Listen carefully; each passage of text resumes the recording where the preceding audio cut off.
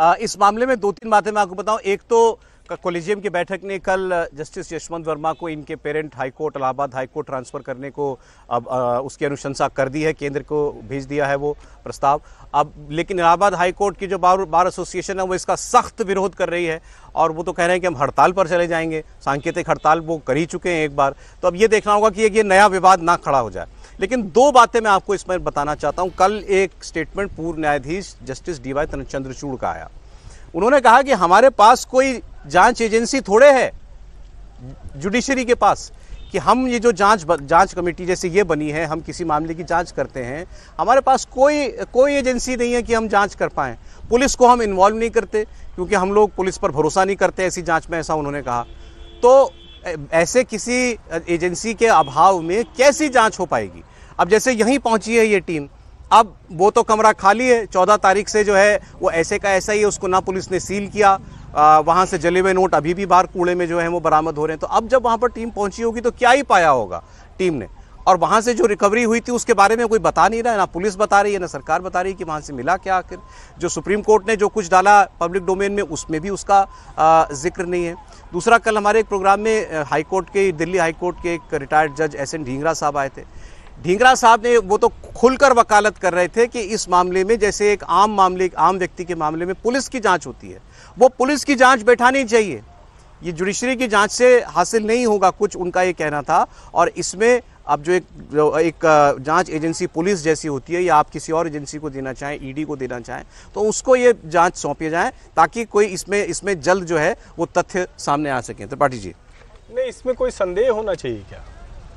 कब तक हम पवित्र गाय बनाकर किसी भी न्यायाधीश के ऊपर लगने वाले भ्रष्टाचार के आरोपों को सिर्फ इसलिए खारिज कर देंगे कि न्यायाधीश महोदय कह रहे हैं कि हमने कुछ नहीं किया? किसी और के घर से इतनी रकम मिल जाती तो क्या ये होता?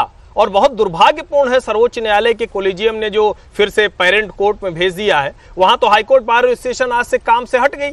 अब काम से हट गई तो जितने मामले इन दिनों में पेंडिंग होंगे उसका जवाबदेह कौन होगा? कोलेजियम होगा। उसका जवाबदेह कौन होगा? ये भ्रष्टाचार का मामला होगा। और अगर इतना गंभीर भ्रष्टाचार का आरोप है तो क्या पुलिस की इतनी हिम्मत थी क्या कि वो सील करके और सामान्य जांच कर पाती?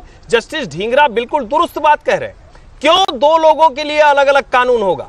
अगर आप कोई न्यायिक कार्य करते हुए किसी तरह का मामला है तो बिल्कुल आपको वो प्रोटेक्शन मिलना चाहिए, कॉन्स्टिट्यूशनल प्रोटेक्शन। आप हमारी तरह या किसी आम आदमी की तरह नहीं हो सकते। ये 3 हाईकोर्ट के चीफ जस्टिस पहुंचे हैं जांच करने के लिए, इस पर क्या कहना है आपको? नहीं, ये अच्छी बात है जांच करने पहुंचे हैं, लेकिन अंत में तो इनको किसी एजेंसी का सहारा लेना पड़ेगा ना। और हम ये कैसे कह सकते हैं, अगर चंद्रचूड़ साहब ये करेंगे हमारी एजेंसी नहीं, आपकी ही तो सारी एजेंसी है ना। आपके सामने अदालत में IPS ऑफिसर टोपी उतारकर घंटों खड़ा रहता है, अदालत में घुसने की उसकी हिम्मत नहीं होती। कैबिनेट सेक्रेटरी को आप बुला के कहते हैं कि हम तुमको उल्टा कर देंगे, हम तुम्हारे खिलाफ ये कार्रवाई कर। क्यों कहते हैं? क्योंकि न्यायालय को ये अधिकार दिए गए हैं जिससे देश की जनता में न्याय के प्रति भरोसा रहे। ये वो भरोसा तोड़ रहा है। पुलिस को कार्रवाई करनी चाहिए, न्यायमूर्ति यशवंत वर्मा के खिलाफ मामला दर्ज होना चाहिए और उसी तरह से जांच होनी चाहिए जैसे सामान्य मामलों में होती है। समिति देखिए, लेकिन सुप्रीम कोर्ट ने इस मामले में पारदर्शिता तो दिखाई, जो कुछ था वो ऑन रिकॉर्ड रखा, पब्लिक के सामने रखा। अब ये कमेटी बनाई है, वो जा ही रही है जांच करने के लिए। सुप्रीम कोर्ट ने जो ऑन रिकॉर्ड पब्लिक के सामने रखा है, क्या उससे यशवंत वर्मा जी गुनाहगार साबित हो जाएंगे? 3 जजों की जो आपने जो कमेटी बनाई है कि 2 मुख्य न्यायाधीश है, 2 हाई कोर्ट के मुख्य न्यायाधीश है, तीनों चीफ जस्टिस है, 2 चीफ जस्टिस, एक न्यायाधीश है, कर्नाटक वाले न्यायाधीश है। अगर ये जो 3 लोग गए तो आज अगर ये जांच करने गए तो ये सबूत तो इकट्ठा नहीं करेंगे ना। ये क्या करेंगे? यशवंत वर्मा जी से बात करेंगे कि भाई पैसा कहाँ से आया, उनसे पूछताछ करेंगे। रूम में जाकर क्या करेंगे? स्टोर रूम में सबूत कौन इकट्ठा करता? सबूत तो पुलिस इकट्ठा करती ना। और आज 14 तारीख की रात को जो घटना घटी है, अब क्या हमारे सबूत होंगे? नहीं, जैसे तो उन्होंने फायर सर्विस के चीफ से पूछा तुम गए भाई तुमको क्या मिला, फिर पुलिस से भी पूछेंगे। पुलिस ने कोई रिपोर्ट बना के दी होगी ना ऊपर सुप्रीम को। भाई चीफ जस्टिस ऑफ इंडिया को अगर ये सारी सूचना दी गई है तो उसका कुछ आधार दिया होगा ना पुलिस ने। पुलिस कमिश्नर ने जो 15 तारीख को जो रिपोर्ट दी है शाम को चीफ जस्टिस ऑफ इंडिया को, क्या वही पर्याप्त रिपोर्ट है? होता क्या अगर सुप्रीम कोर्ट के चीफ जस्टिस अगर कह देते तुरंत कि भाई पुलिस का सील करे, घर को सील करे, रूम को सील करे, बेटी का बयान ले, सारे वीडियो अगर होते, सारे अगर फोन जब्त हो जाते, लैपटॉप जब्त हो जाते, यशवंत वर्मा जी का लैपटॉप तक जब्त नहीं हुआ, उनका फॉर्म था अभी जब्त नहीं हुआ है, फॉरेंसिक जांच के लिए भेजा नहीं गया अभी। तो मुझे लग रहा है कि ये पूरा मामला, मुझे लगता है कि लटकाने अटकाने और भटकाने का मामला है, इससे कोई सच निकल के नहीं आने वाला है। नोट के बीच मैं तो जितनी बार देखता हूँ मुझे हैरानी होती है कि कैसी यहाँ पर जो है तफ्तीश हो पाएगी। देखिए नोट वहां पर थे, इसमें तो आप कोई संदेह रहा नहीं, तो सुप्रीम कोर्ट ने वो वीडियो जब सार्वजनिक कर दिया तो वहां नोट तो थे। जानना क्या है नोट किसके थे, किसने रखे और कितने थे, क्यों वहां पर थे, क्यों वहां पर थे, ये जानना है, यही जानना, यही, और इसी से पता लग जाएगा कि कहानी क्या है। लेकिन एक बड़ी दिलचस्प बात यह है सौरभ कि जुडिशरी में के खिलाफ, जज के खिलाफ जब भी कभी कोई मामला आता है तो उन्हीं की कमेटी बन जाती है, वही जांच करते हैं। आप याद कीजिए एक चीफ जस्टिस के खिलाफ सेक्सुअल हैरेसमेंट का आरोप लगा था, उन्हीं कमेटी बन गई, उन्होंने क्लीन चिट दे दी, सब हो गया।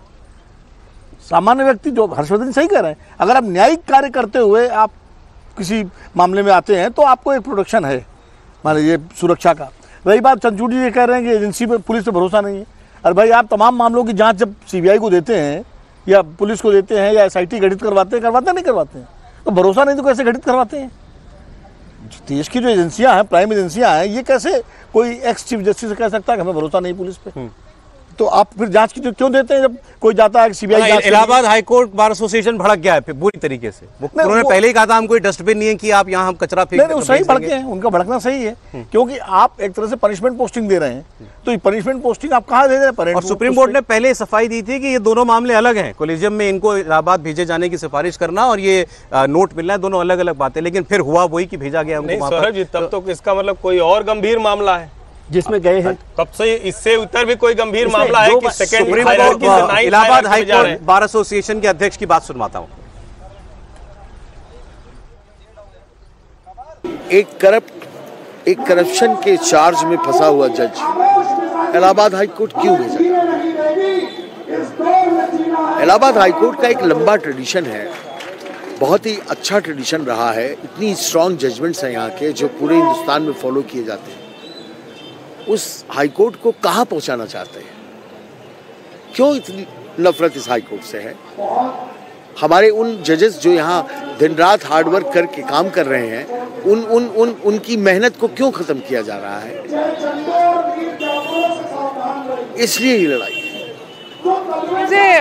जैसे जस्टिस यशवंत वर्मा का ये कहना है कि वो घर पे नहीं थे, जो बाहर उनके घर के अलग। ये सवाल पूछना ही नहीं चाहिए, क्योंकि अगर यशवंत वर्मा जी उस कैश के बारे में नहीं जानते हैं, हो सकता है ना जानते हो, तो ये बहुत इररिस्पॉन्सिबल बिहेवियर होगा एक जज का। क्योंकि आज तो बात कैश की थी, कल को अलकायदा का कोई आदमी वहां बैठा मिलेगा और यशवंत जी और वो पार्लियामेंट में बम गिराए, आतंकवाद में इन्वॉल्व हो, एंटी नेशनल एक्टिविटी करे, वहीं रहे। क्या यशवंत जी कह पाएंगे कि मुझे नहीं पता?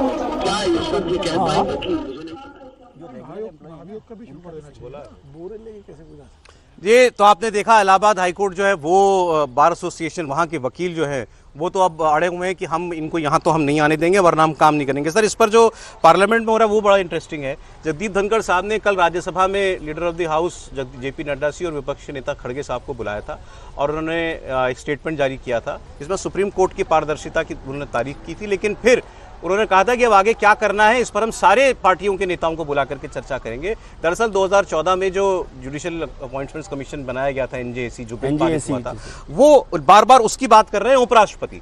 और आज भी उन्होंने ये स्टेटमेंट दिया है, उन्होंने कहा है कि 2015 में, माफ कीजिएगा, जो ये एक लीगल सिस्टम को में पारदर्शिता लाने के लिए प्रयास किया गया था, इसमें यूनानिमस तरीके से पार्लियामेंट ने वो बिल पास किया, 16 विधानसभाओं ने में उसको पारित किया गया था और उस पर राष्ट्रपति ने हस्ताक्षर किए। तो वो सेफ गार्ड था, वो होता तो ये मामले नहीं होते। वो अब बार बार वहां ले जाना चाह रहे हैं चर्चा को। क्या ये क्या ठीक है, उचित है? नहीं, ये कोशिश हो रही है। हाँ। उचित है नहीं उचित, उससे पहले ये प्रयास हो रहा है। हाँ, एक चीज़ मैं बताता हूँ। जनरल अभी जो बात हो रही है जुडिशरी को लेकर, जुडिशरी का ये फैसला है जिसमें कहा गया the observation of the judgment of the Supreme Court in K Veeraswami against UI prohibiting that no criminal case shall be registered against judge of the High Court or Supreme Court without the prior permission of the CJI। ये तो होता ही है ना? नहीं तो ये एक बड़ा आपके पास कवर है ना कि आप किसी जज के खिलाफ FIR लॉन्च नहीं कर सकते, पहली बात। दूसरी बात, मैं रिपोर्ट देख रहा था कि देश भर में जो हमारे जितने जिम्मेदार लोग हैं, संवैधानिक पदों पर बैठे लोग हैं, उनके असेट्स डिक्लेरेशन पर बात होती है बार बार। सुप्रीम कोर्ट ने भी कहा, चुनाव आयोग ने भी कहा कि एमपी जो है चुनाव लड़ने से पहले भी असेट्स डिक्लेयर करें। एमपी बन जाते हैं तो लोकसभा राज्यसभा में अपना असेट्स डिक्लेरेशन करते भी हैं, करते हैं, वो करना ही कंपलसरी है। जजेज का असेट्स डिक्लेरेशन मैंडेटरी नहीं है, पहली बात, वो अपनी इच्छा से करते हैं।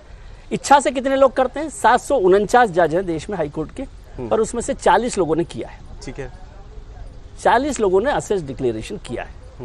असेट डिक्लेरेशन कितना होता नहीं होता अलग इशू है, लेकिन आप किस रास्ते पर चल रहे हैं, आपके खिलाफ तो कोई कार्रवाई नहीं करेगा इस पर। ठीक है सर, ठीक है।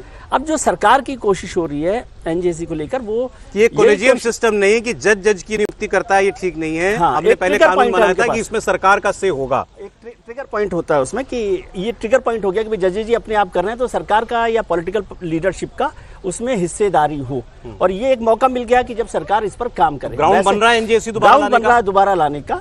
वैसे मैं बताऊं कि ये कहने के लिए होता है कि कॉलेजियम जो है वो पूरी की पूरी रिपोर्ट जो बनाता है उसी पर जजेज का अपॉइंटमेंट होता है, ऐसा नहीं है। सरकार की क्लियरेंस के बिना, मतलब सरकार नाम नहीं पास नहीं करती तो वो अटका रहता है। इसलिए आप देखते होंगे कि कई जजेज के जो अपॉइंटमेंट हैं, ट्रांसफर बहुत डिले हो जाते हैं, बहुत 6-6 महीने साल भर पड़े रहते हैं, खाली पद हुए पद वो नहीं होते। लेकिन सारी सिफारिशें करता तो सुप्रीम कोर्ट ही है सर। सुप्रीम कोर्ट बनते तो वही है जो सुप्रीम कोर्ट नाम भेजता है। नहीं, लेकिन वो तो एनजेसी भी आ जाएगा तो कोई आपको तो बना नहीं देंगे। वो तो जो हाई कोर्ट डिटेल इतनी नहीं मालूम, लेकिन सरकार का उसमें हस्तक्षेप बढ़ेगा, ये है। ठीक है, तो उसी को लेकर और उसका ग्राउंड अब बन रहा है, ये ट्रिगर पॉइंट मिल गया। और उसमें सारी पार्टियां एक पेज पर हैं, ये नोट करने वाली बात है। वो तो सबके लिए एक चीज है, एक लाइन में राम जेठमलानी ने इस पर आपत्ति उठाई थी। उन्होंने कहा था कि सरकार ज्यादातर मामलों में पार्टी होती है और पार्टी ही जज को नियुक्त करेगी या उसमें होगा, तो इससे फिर हम तो कह रहे हैं ये बहस अब दोबारा रिवाइव हो गई। हाँ, बहस रिवाइव हो गई।